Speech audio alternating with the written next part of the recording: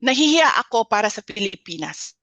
Noong sinabi sa akin na ganun yung nangyari, isang tao na convicted ng child abuse of IP children ay sinight in contempt ang isang IP lawyer who managed a multi-awarded city.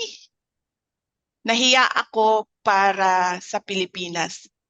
Nahihiya ako para sa Pilipinas. Alam niyo ba, sa ibang bansa, kapag convicted ka ng child abuse, para kang may leprosy. Walang lalapit sa iyo. Walang tatanggap sa iyo sa trabaho. Mas mataas pa ang mga taong may leprosy kesa sa mga taong convicted ng child abuse sa ibang bansa. Pero dito, sa ating bansa, ang isang tao na convicted ng child abuse, may power. Saan ka nakahanap ng ganyan? Nahihiya ako as a Filipino na ganito ang ating House of Representatives.